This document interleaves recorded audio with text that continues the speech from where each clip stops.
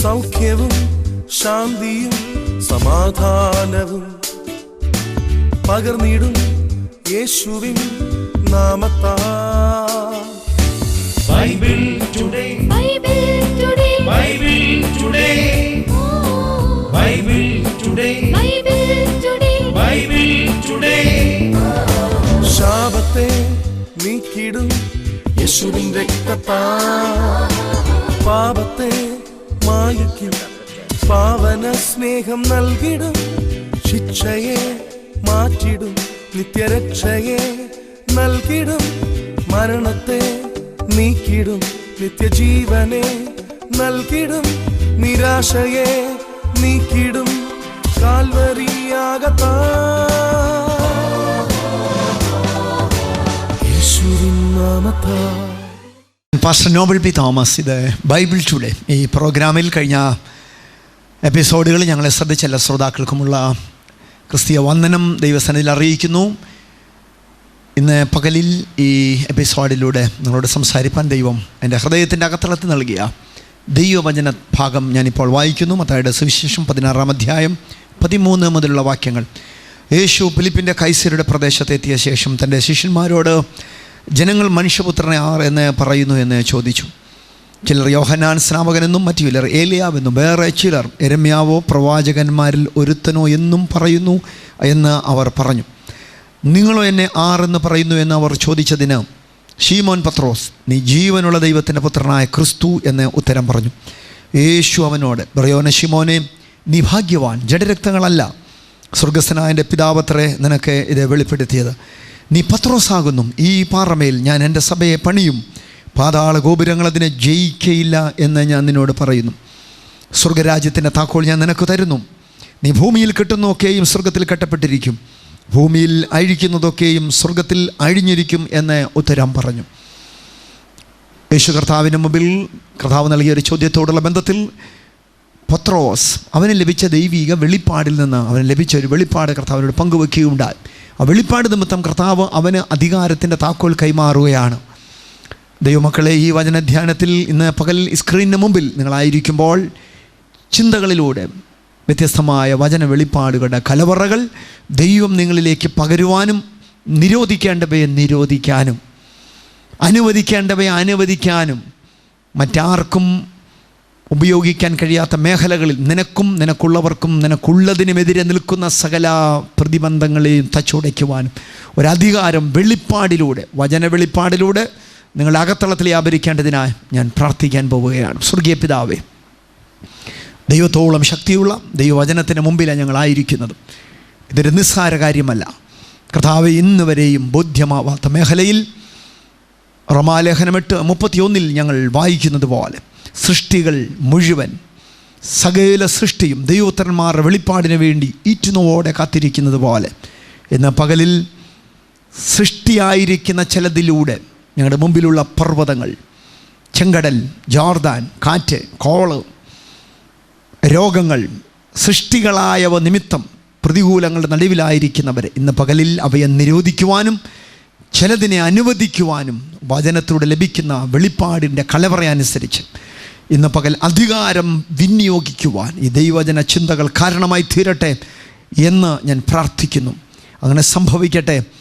രക്തസ്രവക്കാരി സ്ത്രീ ബാധമാറി തൻ്റെ ശരീരം സ്വസ്ഥമായെന്ന് തിരിച്ചറിഞ്ഞതുപോലെ ഈ ദൈവീക വചനത്തിൻ്റെ അധികാരത്തിന് മുമ്പിൽ, വെളിപ്പാടുകളുടെ മുമ്പിൽ ശരീരവും അവർക്കുള്ളതും അവർക്കുള്ളവരും ദൈവീക വചനത്തിന് അധികാരം തിരിച്ചറിയട്ടെ. വെളിപ്പാട് നിമിത്തം ഒരു അധികാരം വ്യാപരിക്കട്ടെ. യേശു ക്രിസ്തുവിൻ്റെ നാമത്തിൽ തന്നെ ആമേൻ.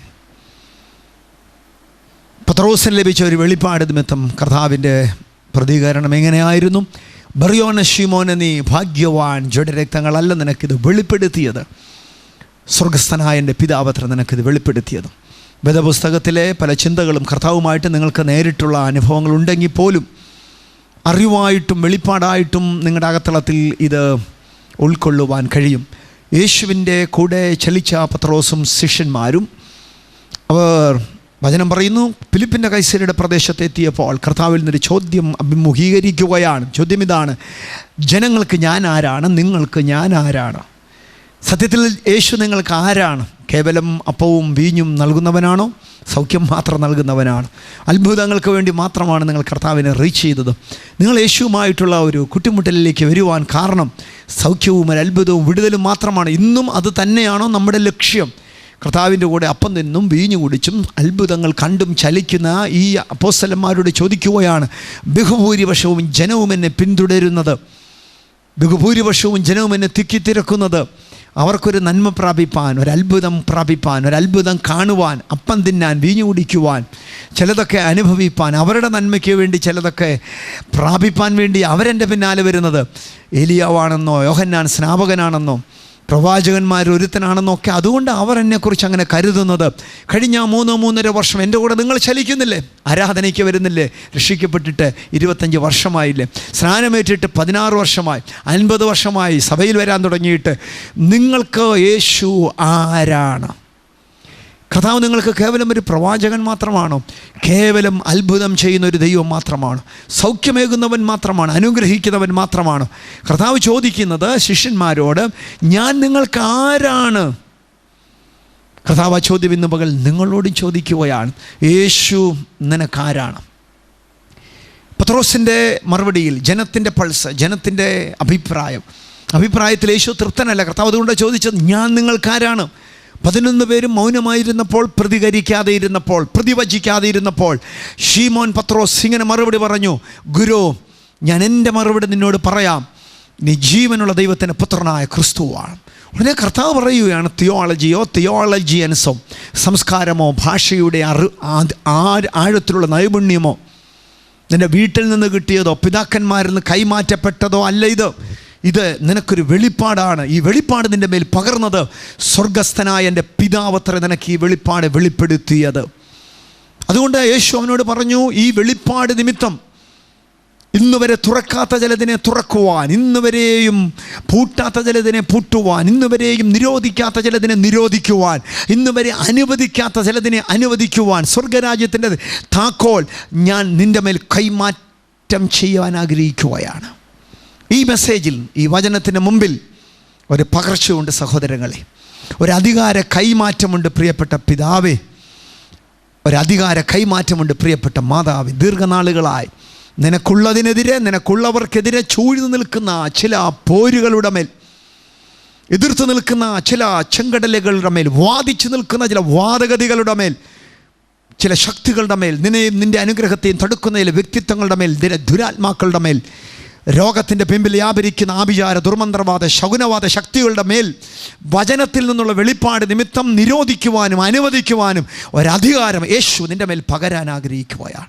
വിശ്വസിച്ചാൽ ഇന്ന് നീ ദൈവത്തിൻ്റെ മഹത്വം കാണും. പുനരുദ്ധാന നാളിലല്ല, എല്ലാ വിശുദ്ധനും ഉയർത്തെഴുന്നേൽക്കുന്ന ദിവസമല്ല, മാർത്തേ പലതിനെ ചൊല്ലി വിചാരപ്പെട്ട് മനം കലങ്ങിയിരിക്കുന്ന മറിയെ നഷ്ടപ്പെട്ടതിനെ ചൊല്ലി കരയുന്ന, പൂട്ടപ്പെട്ടു, റീത്ത് വെച്ചും അടക്കിയും അമർത്തിയും ചീഞ്ഞ അനുഭവത്തിലായി പ്രിയനായവൻ തകർക്കപ്പെട്ടു, ഒടുക്കപ്പെട്ടു, അമർത്തപ്പെട്ടു, അടക്കപ്പെട്ടു എന്ന് കരുതുന്നതിൻ്റെ മേൽ ഒരു ഉയർത്തെഴുന്നേൽപ്പിനെ സാധ്യമാക്കുവാൻ ചിലതിനെയൊക്കെ നീ തുറക്കാൻ പോവുകയാണ്, ചിലതിനെയൊക്കെ നീ നിരോധിക്കാൻ പോവുകയാണ്. എങ്ങനെ? യേശുവിനെക്കുറിച്ചുള്ള ഒരു പുതിയ വെളിപ്പാട് നിമിത്തം. ശീമോനോടതാ യേശു കർത്താവ് പറഞ്ഞത്, ഈ വെളിപ്പാട് നിനക്ക് നൽകിയത് ജഡരക്തങ്ങളല്ല, ആരെങ്കിലും പറഞ്ഞു തന്ന അറിവല്ല. ഈ തൻ്റെ ഇടം പുതിയ നിയമത്തിൽ യേശു കർത്താവ് കഴിഞ്ഞാൽ ശക്തമായി ഉപയോഗിക്കപ്പെട്ട പൗലോസ് പറയുന്നുണ്ട്. ഗലാത്യ ലേഖനത്തിൽ താൻ തുടക്കത്തിൽ അതാണ് സൂചിപ്പിക്കുന്നത്. പ്രമാണികൾ ആരും എന്നെ ഒന്നും പഠിപ്പിച്ചിട്ടില്ല, ഞാൻ ഈ ലോകത്തിൻ്റെ തിയോളജിയൻസിൽ നിന്നല്ല പഠിച്ചത്, ദൈവം നേരിട്ട് അറേബ്യ മരുഭൂമിയിൽ എന്നെ പഠിപ്പിച്ചതാണ്. എനിക്കുള്ള വെളിപ്പാട് അത് ലോക്കൽ സപ്ലൈ അല്ല, അത് സെൻട്രൽ സപ്ലൈ ആണ്. യേശുവുമായുള്ള ബന്ധത്തിൽ നിന്നാണ് എൻ്റെ മേൽ അധികാരം വ്യാപരിച്ചത്. കർത്താവിനെക്കുറിച്ചുള്ള ആഴത്തിലുള്ള വെളിപ്പാട് നിമിത്തം, യേശുവുമായുള്ള എൻകൗണ്ടർ നിമിത്തം നിൻ്റെ മേലൊരു വെളിപ്പാട് സ്വർഗത്തിലെ ദൈവം പകരുന്നു. ആ വെളിപ്പാടിൽ നിൻ്റെ മേലൊരു അധികാര കൈമാറ്റം ഇന്ന് നടക്കും. യേശു കർത്താവ് അതുകൊണ്ടാണ് അവനോട് ആ ചോദ്യം ചോദിക്കുന്നത്, ഞാൻ നിങ്ങൾക്കാരാണ്? എൻ്റെ ദൈവമക്കളെ, നിങ്ങൾ നിങ്ങളുടെ വീട്ടിൽ വ്യത്യസ്തരാണ്, നിങ്ങൾ നിങ്ങളുടെ സഭയിൽ വ്യത്യസ്തമായ ഒരു അനുഭവമുള്ളവരാണ്, നിങ്ങൾ നിങ്ങളുടെ സമൂഹത്തിൽ വ്യത്യസ്തനാണ്. എല്ലാവരെയും പോലെ അല്ല നിങ്ങൾ.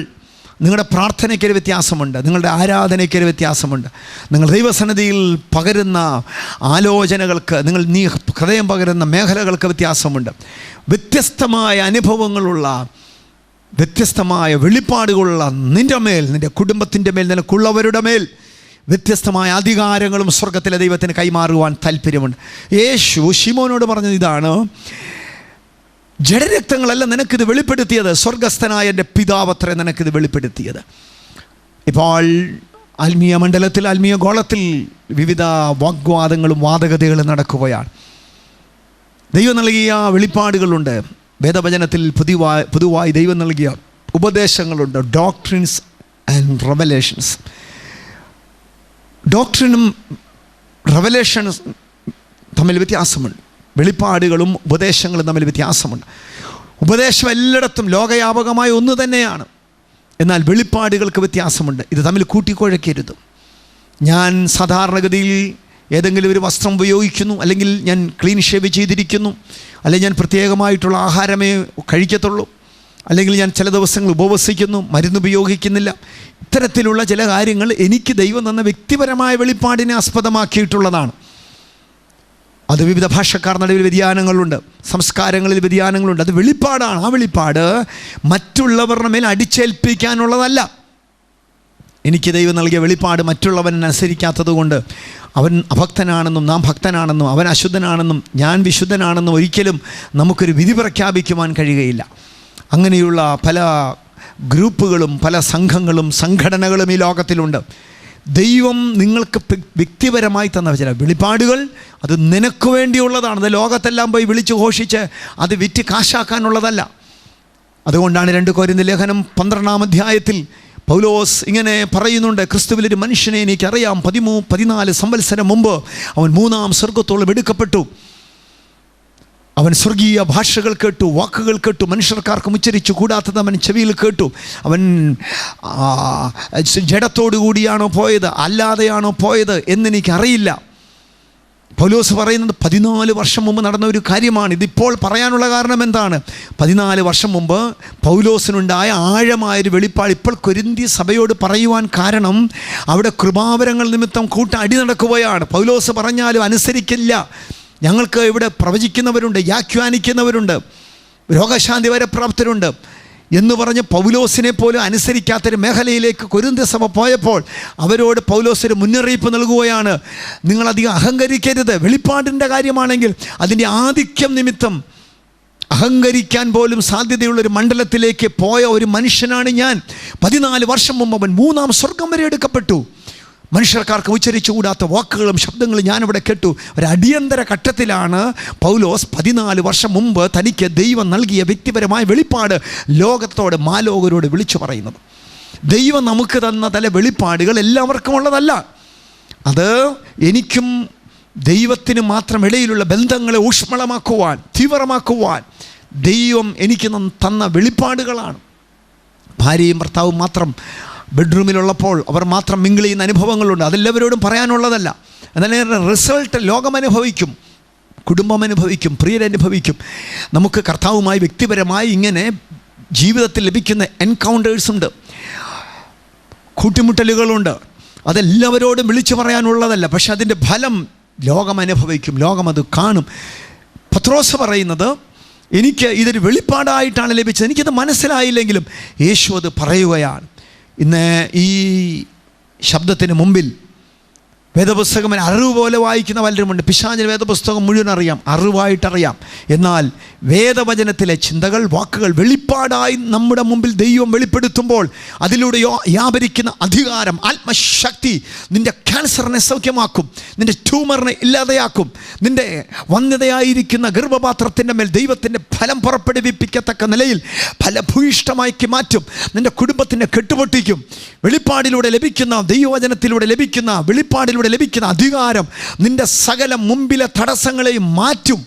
നിരോധിക്കുന്ന, അനുവദിക്കുന്ന അധികാരം നിന്നിലേക്ക് സ്വർഗത്തിലെ ദൈവം പകരും. ഇതാണ് പത്രോസിനോട് യേശു കർത്താവ് പറയും. ഒരു കാര്യം എനിക്ക് മനസ്സിലായി, എൻ്റെയും നിൻ്റെയും അപ്പൻ ഒരാളാണ്. നിനക്കിത് ലഭിച്ചത് കൂട്ടുകാരിൽ നിന്നല്ല, നിനക്കിത് ലഭിച്ചത് ബൈബിൾ കോളേജിൽ നിന്നല്ല, തിയോളജി പഠിച്ചപ്പോൾ ലഭിച്ചതല്ല. പിതാവുമായിട്ട് നിനക്കൊരു ബന്ധമുണ്ട്. ആ പിതാവാണ് നിനക്കിത് വെളിപ്പെടുത്തിയത്. ഏത് വെളിപ്പാട്? എന്നെക്കുറിച്ചുള്ള വെളിപ്പാട്. എന്താണ് ആ വെളിപ്പാട്? കേവലം ഞാൻ സൗഖ്യമാക്കുന്നവൻ മാത്രമല്ല, കേവലം ഞാൻ അത്ഭുതം ചെയ്യുന്നവൻ മാത്രമല്ല, കേവലം ഞാൻ വിടുവിക്കുന്ന ഒരുവൻ മാത്രമല്ല, കേവലം അപ്പവും വീഞ്ഞും വർദ്ധിപ്പിക്കുന്നവൻ മാത്രമല്ല, കേവലം ഞാൻ അടയാളങ്ങൾ ചെയ്യുന്നവൻ മാത്രമല്ല, മറ്റ് ഒരു പ്രവാചകന്മാർക്കും നബിമാർക്കും അവകാശപ്പെടുവാൻ കഴിയാത്ത ഒരു മേഖല, അത് ജീവനുള്ള ദൈവത്തിൻ്റെ പുത്രനായ ക്രിസ്തു എന്നുള്ള എന്നെക്കുറിച്ചുള്ള വെളിപ്പാട്. ഇത് പിതാവാണ് നിൻ്റെ മേലേക്ക് വെളിപ്പെടുത്തി തന്നത്. ഹല്ലേലൂയ. എൻ്റെ ദൈവമക്കളെ, എബ്രായ ലേഖനം 1:1. അതുകൊണ്ട് എബ്രായ ലേഖന കർത്താവ് ഇങ്ങനെയാണ് ആരംഭിക്കുന്നത്: ദൈവം പണ്ട് ഭാഗമായും വിവിധമായും പ്രവാചകന്മാർ മുഖാന്തരം നമ്മുടെ പിതാക്കന്മാരോട് അരുളി ചെയ്തിട്ട് പുത്രൻ മുഖാന്തരം ഈ അന്ത്യകാലഘട്ടത്തിൽ നമ്മോട് അരുളി ചെയ്തിരിക്കുകയാണ്. എല്ലാവരെയും കാണുന്നത് പോലെ, എല്ലാവരെയും അപ്രോച്ച് ചെയ്യുന്നത് പോലെ യേശുവിനെ അപ്രോച്ച് ചെയ്യരുത്, കാണരുത്.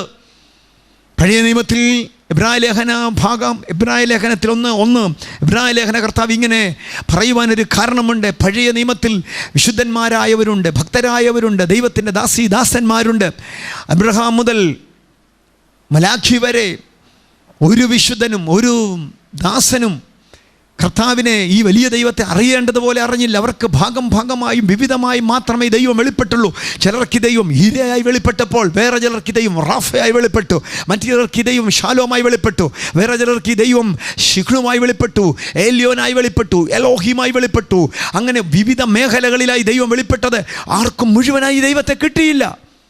കുറേ കണ്ണ് കാണാത്തവർ ആനയെ കാണാൻ പോയതുപോലെയാണ്. അവർ മടങ്ങി വന്നു പറഞ്ഞു. ഒരുത്തൻ പറഞ്ഞു, ആന എങ്ങനെ ഇരിക്കുന്നത് അറിയാമോ? അത് വീട്ടിലെ ചൂല് പോലെയാണ്, അവൻ വാലെ മാത്രം പിടിച്ചവനാണ്. മറ്റൊരുത്തൻ പറഞ്ഞു, ചൂല് പോലെ ആയിരിക്കാം, പക്ഷേ എനിക്ക് മനസ്സിലായത് ഈ ആന ഇരിക്കുന്നത് മുറം പോലെയാണ്, അവൻ ആനയുടെ ചെവിയെ പിടിച്ചിട്ടുണ്ടാകാം. മറ്റൊരുത്തൻ പറഞ്ഞു, അങ്ങനെ ആകാം, എന്നാൽ എനിക്ക് മനസ്സിലായത് ആന തൂണ് പോലെയാണ്, അവൻ കാലെ പിടിച്ചവനാ. നാലാമത്തവൻ പറഞ്ഞു, തൂണ് പോലെ ആയിരിക്കാം, എന്നാൽ അല്പം ഫ്ലെക്സിബിൾ ആയിട്ടുള്ള തൂണ, അവൻ തുമ്പിക്കൈയെ കയറി പിടിച്ചവനാ. മുഴുവനായ ഒരുത്തനും ആനയെ കണ്ടില്ല. കണ്ണു കാണാത്ത കുഴപ്പമാണ്. ആത്മാവിൻ്റെയും വെളിപ്പാടിൻ്റെയും ജ്ഞാനത്തിൻ്റെയും ആത്മാവിനെ പ്രാപിക്കാത്ത കുഴപ്പം, ഹൃദയദൃഷ്ടി തുറക്കാത്ത കുഴപ്പം. എന്നാൽ ആന അങ്ങനെ അല്ല ഇരിക്കുന്നതെന്ന് കണ്ണു തുറന്ന് നമുക്കറിയാം. ആന എന്താണെന്ന് നമുക്കറിയാം. ഇതുപോലെ നമ്മുടെ സഭകളിലും കൂട്ടങ്ങളിലും ന്യായപ്രമാണത്തിൻ്റെ കീഴിൽ, പഴയ നിയമത്തിൻ്റെ കീഴിൽ ദാസ്യത്വത്തിനടിമപ്പെട്ട്, ഭയത്തിനടിമപ്പെട്ട ചിലരുണ്ട്. അവർ ദൈവത്തെ ഇന്നും കയ്യിൽ കെട്ടിയിരിക്കുന്നത് ഭാഗമായും വിവിധമായിട്ടുമാണ്. പഴയ നിയമത്തിൽ ആർക്കും ഈ ദൈവത്തെ അങ്ങനെ കിട്ടിയില്ല. നിങ്ങൾ അബ്രഹാമിനെ കൊണ്ട് സ്റ്റേജ് നിർത്ത്. അബ്രഹാം അവൻ്റെ മുഴുവൻ ജീവിതത്തിലെ സാക്ഷ്യം നിന്ന് പറഞ്ഞാൽ അവൻ പറയും, അവൻ ഒരു കാര്യമാണ് ഫോക്കസ് ചെയ്യാനുള്ളത്. എൻ്റെ മകൻ ഇസഹാക്കിനെ മോറിയാദേശത്ത് ആ പർവ്വതത്തിൽ കൊണ്ട് പിടിച്ച് യാഗപീഠത്തിൽ കെട്ടിയിട്ടപ്പോൾ, കത്തിയെടുത്ത് വെട്ടാൻ തുടങ്ങിയപ്പോൾ ജീവിതത്തിലെ ഏറ്റവും പ്രധാനപ്പെട്ടത് ദീർഘ 24 വർഷങ്ങൾ പ്രാർത്ഥിച്ച് ഉപവസിച്ച് എനിക്ക് ലഭിച്ചത്, ഞാനതിനെ കത്തിയെടുത്ത് വാളുകൊണ്ട് അറുക്കുവാൻ ശ്രമിച്ചപ്പോൾ, ബാലൻ്റെ മേൽ കൈവെക്കരുത്, നീ ദൈവത്തെ സ്നേഹിക്കയാൽ നീ എന്നെ ഭയപ്പെടുന്നു എന്ന് നീ എന്നെ അനുസരിക്കാൻ ഞാൻ നിന്നെക്കുറിച്ച് അങ്ങനെ അറിയുന്നു എന്ന് പറഞ്ഞ് എന്നെ അനുഗ്രഹിക്കുകയും, കെട്ടപ്പെട്ട കാട്ടിൽ കുരുങ്ങിക്കിടക്കുന്ന ഒരു ആട്ടിൻകുട്ടിയെ എനിക്ക് കാണിച്ചു തരികയും ചെയ്തു. അയ്യോ, എൻ്റെ മോൻ രക്ഷപ്പെട്ടു. അല്ല, ഇസഹാക്കിൻ്റെ കഥ കഴിഞ്ഞാൻ. അതുകൊണ്ട് ആ പർവ്വതത്തിന് മുകളിൽ വെച്ച് യഹോവ ഈരേ എന്ന് എനിക്കവൻ വെളിപ്പെടുകയുണ്ടായി. മുഴു ജീവിതത്തിലെ സാക്ഷ്യം അബ്രഹാമിൻ്റെ എടുത്താൽ അവൻ കണ്ണു കാണാത്ത കുഴപ്പമാണ്. ന്യായപ്രമാണത്തിൻ്റെ അടിമത്തത്തിൽ, ദാസ്യത്വത്തിൻ്റെ അടിമത്തത്തിൽ, ചട്ടങ്ങൾക്ക് അടിമകളായി ജീവിതത്തിൽ ജ്ഞാനത്തിൻ്റെയും വെളിപ്പാടിൻ്റെയും ആത്മാവിനെ പ്രാപിക്കാതെ, ഹൃദയദൃഷ്ടി പ്രകാശിപ്പിക്കപ്പെടാതെ, പുതിയ നിയമത്തിൻ്റെ ആഴം ബോധ്യമാവാതെ, പുതിയ നിയമത്തിൻ്റെ ക്രിസ്തുവിനെ വെളിപ്പെടാതെ അടിമകളായി അന്ധരായിരിക്കുന്നവർ പറയുന്നത് അവർക്ക് മുഴുവനായി ദൈവത്തെ കിട്ടിയിട്ടില്ല. സൗഖ്യമാക്കുന്ന ദൈവത്തെ, അത്ഭുതങ്ങളുടെ ദൈവത്തെ വിടുവിക്കുകയും ഉയർത്തുകയും മാനിക്കുകയും ചെയ്യുന്ന മാത്രം ഒരു ദൈവത്തെയാണ് അവർക്ക് ലഭ്യമായത്. എന്നാൽ കർത്താവ് അതിൽ തൃപ്തനല്ല. യേശു ചോദിക്കുക, നിങ്ങൾക്ക് ഞാൻ അങ്ങനെ മാത്രമാണോ? നിങ്ങൾക്ക് ഞാൻ ആരാണ്? അതാണ് പൗത്രോസ് പറയുന്നത്, നീ ജീവനുള്ള ദൈവത്തിൻ്റെ പുത്രനായ ക്രിസ്തുവത്രൻ. ജീവിതത്തിൻ്റെ ഏടുകളിൽ നിന്ന് അബ്രഹാമിന് ആകെ ഒരു കാര്യമാണ് പറയാനുള്ളത്, അവൻ എനിക്ക് വേണ്ടി കരുതിയ ഇരയാണ്. എന്നാൽ വേദപുസ്തകം പറയുന്നു, പഴയ നിയമത്തിൽ പിതാക്കന്മാർക്ക് പ്രവാചകന്മാരിലൂടെ ഭാഗമായും വിവിധമായിട്ടും ഈ ദൈവത്തെ പീസായി കിട്ടിയപ്പോൾ, ക്ലോസ് ലേഖനം 2:7 കർത്താവിനെക്കുറിച്ച് പറയുന്നു, അവൻ സർവ്വസൃഷ്ടിക്കും ആരംഭം മാത്രമല്ല, ദൈവത്തിൻ്റെ പ്രതിമ മാത്രമല്ല, ദൈവത്തിൻ്റെ സർവ്വസമ്പൂർണതയും ദേഹരൂപമായി വെളിപ്പെട്ട ദൈവമാണ് യേശു. പത്രോസ് അതാണ് പറയുന്നത്, നീ കേവലം നബി മാത്രമല്ല, പ്രവാചകൻ മാത്രമല്ല, നീ ജീവനുള്ള ദൈവത്തിൻ്റെ പുത്രനായ ക്രിസ്തു അത്രേ. ഈ വെളിപ്പാട് നിമിത്തം കർത്താവിനോട് തിരിച്ച് പ്രതികരിക്കുകയാണ്. ഈ വെളിപ്പാട് നിമിത്തം ഞാൻ നിൻ്റെ മേൽ ഒരു അധികാരവും, തുറക്കുവാനും കെട്ടുവാനും പൂട്ടുവാനും അധികാരമുള്ള താക്കോലുകൾ ഞാൻ കൈമാറാൻ പോവുകയാണ്. ജീവിതത്തിൻ്റെ പ്രതികൂലങ്ങളിൽ കഴിഞ്ഞ നാളുകളിൽ യേശുവിനെ സൗഖ്യദായകനായും യേശുവിനെ ഉയർത്തുന്നവനായും മാനിക്കുന്നവനായും ഒക്കെ നാം അനുഭവിച്ചിട്ടുണ്ടായിരിക്കാം. എന്നാൽ ദൈവരാജ്യം പണിയപ്പെടേണ്ടതിന്, കർത്താവിൻ്റെ സഭ പൈശാചിക മണ്ഡലങ്ങളെ ജയിക്കേണ്ടതിനായി ഇന്ന് ഈ സന്ദേശത്തിലൂടെ ചിലതിൻ്റെ മേൽ ദൈവം നിരോധിക്കുന്ന അധികാരം, അനുവദിക്കുന്ന അധികാരം പകരാൻ വേണ്ടി പോവുകയാണ്. വിശ്വസിക്കുക. ഈ വെളിപ്പാട് യേശു ജീവനുള്ള ദൈവത്തിൻ്റെ പുത്രനായ ക്രിസ്തു എന്ന വെളിപ്പാട് ഇതെല്ലാവർക്കും പുതിയ നിയമത്തിൽ ലഭിച്ചില്ല. പത്രോസ് ഈ ഭാഗത്തത് ഏറ്റുപറയുന്നുണ്ട്. മറ്റൊരു സ്ഥലത്ത് മറിയയെ കൊണ്ട് നിർബന്ധമായും കർത്താവ് ഏറ്റു പറയിപ്പിക്കുന്നുണ്ട്. യോഹന്നാൻ 11 അവൾ ലാസർ ഉയർത്തെഴുന്നേൽക്കുന്നതിന് മുമ്പ് പറയുന്നുണ്ട്, ലോകത്തിൽ വരുവാനുള്ള ക്രിസ്തു അങ്ങെന്ന് ഞാൻ വിശ്വസിക്കുന്നു. തുടർന്ന് അത്ഭുതകരമായ ഒരു വലിയ വിടുതൽ ജീവിതത്തിൽ അനുഭവിക്കാൻ മാർത്തയ്ക്കും മറിയയ്ക്കും ഇടയായി. ശമര്യക്കാരി സ്ത്രീയാണ് മറ്റൊരു കഥാപാത്രം പുതിയ നിയമത്തിൽ ഈ വെളിപ്പാട് ഏറ്റുപറയുന്നവൻ. 5 ഭർത്താക്കന്മാർ അവൾക്കുണ്ട്. ഇപ്പോഴുള്ളവനോ ഭർത്താവല്ല. ജീവിതത്തിൻ്റെ വിവിധ മേഖലകളിലും പ്രതികൂലങ്ങൾ അവൾ കടന്നുപോയി. ലോകത്തിൽ നാട്ടുകാർ നടുവിൽ അവർക്ക് നല്ല അഭിപ്രായമില്ല. എന്നാൽ യേശുവുമായിട്ടുള്ള അവളുടെ കൂട്ടിമുട്ടലിൽ കർത്താവിനോട് സംസാരിക്കുമ്പോൾ ആദ്യം കർത്താവിനെ യഹൂദനായും പിന്നീട് ഒരു പ്രവാചകനായും പിന്നീട് ദൈവത്തിൻ്റെ ഒരു പ്രത്യേകത വഹിക്കുന്ന ഒരു അഭിഷക്തനായും ബോധ്യപ്പെടുകയുണ്ടായി. തുടർന്ന് അവൾ പറയുന്നുണ്ട്, മശിഹ എന്ന് വെച്ചാൽ ക്രിസ്തു വന്ന സകലവും എനിക്ക് ഉപദേശിച്ചു തരും, അറിയിച്ചു തരും. ഉടനെ ആ കർത്താവോട് പറയുന്നത്, നിന്നോട് സംസാരിക്കുന്ന ഞാൻ തന്നെയാണ് മശിഹ, ഞാൻ തന്നെയാണ് ക്രിസ്തു. ജീവിതത്തിൽ വലിയ പ്രതികൂലങ്ങളിൽ, പ്രതിസന്ധികളിൽ, ജീവിതത്തിൻ്റെ പരാജയങ്ങളിൽ എല്ലാവരാലും ഒറ്റപ്പെട്ട് കൈവിടപ്പെട്ട് നിനക്കും പലരെയും സഹിക്കാൻ പറ്റുന്നില്ല, നിന്നെ ആരും സഹിക്കുന്നില്ല, നീ പലരാലും തള്ളപ്പെട്ടവരാണ്. സമരക്കാരി സ്ത്രീ പലരാലും തള്ളപ്പെട്ടു. ഇപ്പോഴുള്ളവന് ഔദ്യോഗികമായും ഭർത്താവല്ല, പലരാലും തള്ളപ്പെട്ട് സമൂഹത്തിലും പ്രിയരുടെ നടുവിലും നല്ലൊരു സർട്ടിഫിക്കറ്റ് ഇല്ലാത്ത നിന്നെക്കുറിച്ചും ഇന്ന് പകലിൽ ദൈവത്തിനൊരു പദ്ധതിയുണ്ട്. എങ്ങനെയാണ് ആ പദ്ധതി ശമര്യക്കാരി സ്ത്രീയിൽ വെളിപ്പെട്ടത്? അവൾ ഇങ്ങനെയൊക്കെ തകർന്നടിഞ്ഞ അനുഭവത്തിലാണെങ്കിലും അവിടെ അകത്തളത്തിൽ ഇങ്ങനെയൊരു വെളിപ്പാട് കിടപ്പുണ്ട്.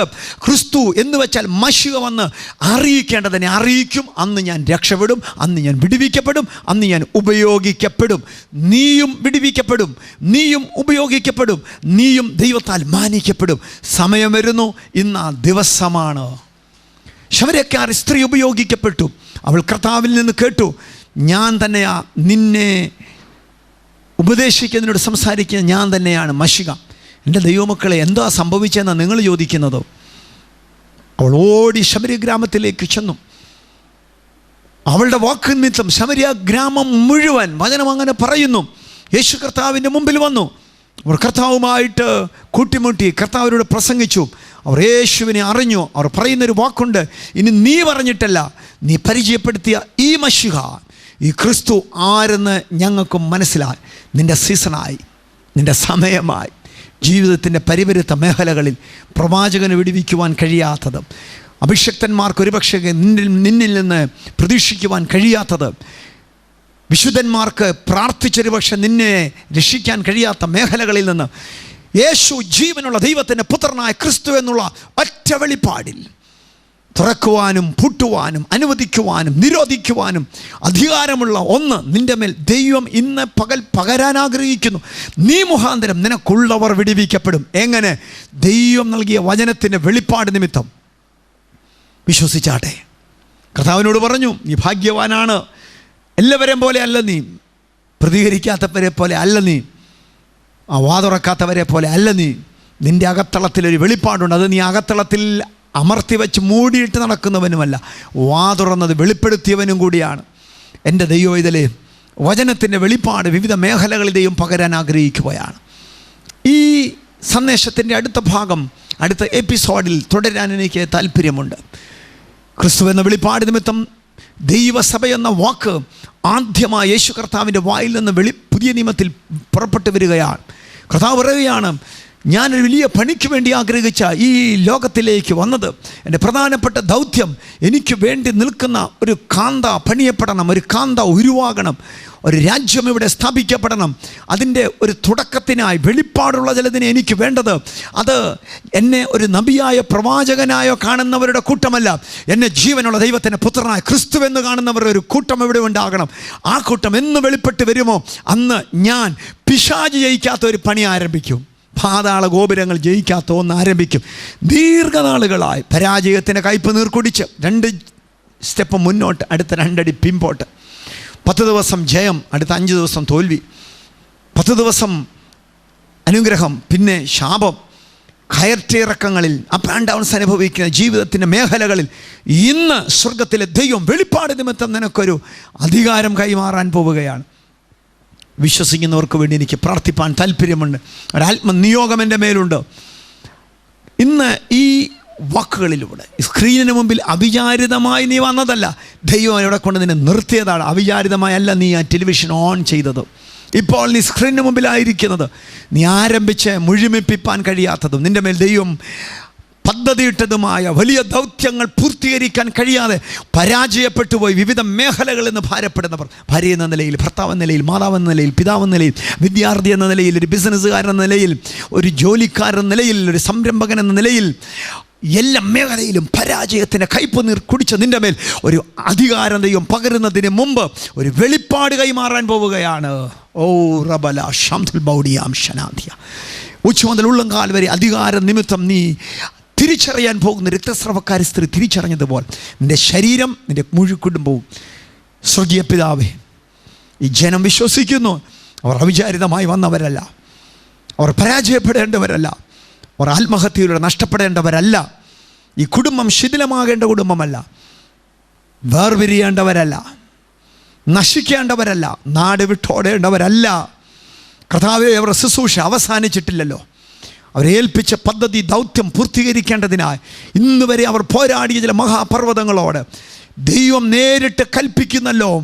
സെരുബ്ബാബേലിനോട് അതിൻ്റെ മുമ്പിലുള്ള മഹാപർവ്വതത്തോട് കൽപ്പിച്ച സ്വർഗത്തിലെ അതേ ദൈവം സെരുബ്ബാബേലിനുള്ള മഹാപർവ്വതമേ, നീ ആരെന്നിപ്പോൾ കൽപ്പിക്കുന്നതിനായി നന്ദി. നീ സമഭൂമിയായി തീരും. കൃപ എന്ന ആർപ്പോടുകൂടി അതിന് ആണിക്കല്ല് കയറ്റുമെന്ന് അരുളി ചെയ്ത ദൈവമേ, ഇന്ന് പകൽ ഈ ജനത്തിന് മുമ്പിൽ നിൽക്കുന്ന മഹാപർവ്വതങ്ങൾ, പരാജയങ്ങൾ വെളിപ്പാട് നിമിത്തം മാറിപ്പോകട്ടെ. എല്ലാ മേഖലയിലും ഞാൻ അനുഗ്രഹിക്കുന്നു യേശു ക്രിസ്തുവിൻ്റെ നാമത്തിൽ തന്നെ. യേശുവിൻ്റെ നാമത്തിൽ രോഗികൾ സൗഖ്യമാകാൻ ഞാൻ കൽപ്പിക്കുന്നു. യേശുവിൻ്റെ നാമത്തിൽ അടഞ്ഞ വാതിലുകൾ തുറന്നു വരാൻ ഞാൻ കൽപ്പിക്കുന്നു.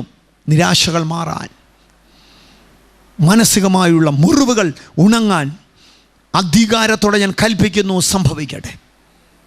പ്രിയരെ, ബൈബിൾ ടുഡേ നിങ്ങൾക്ക് അനുഗ്രഹമായെങ്കിൽ സ്ക്രീനിൽ കാണുന്ന നമ്പറുകൾ നിങ്ങൾക്ക് ഉപയോഗിക്കാം. നിങ്ങൾ വിളിക്കുന്നത് ഞങ്ങൾക്ക് സന്തോഷമാണ്. ഞങ്ങൾക്ക് വേണ്ടി പ്രാർത്ഥിക്കുക. ഞങ്ങൾ നിങ്ങൾക്ക് വേണ്ടിയും പ്രാർത്ഥിക്കും. അടുത്ത ആഴ്ചയിൽ ഇതേ സമയത്ത് ബൈബിൾ ടുഡേയിൽ നാം കണ്ടുമുട്ടുന്നിടം വരെ പൂർണ്ണ സമാധാനത്തിലും സന്തോഷത്തിലും സ്വർഗത്തിലെ ദൈവം നിങ്ങളെ ഏവരെയും കാക്കട്ടെ എന്ന് ഞാൻ പ്രാർത്ഥിക്കുന്നു. I love you. Jesus loves you and God bless you all.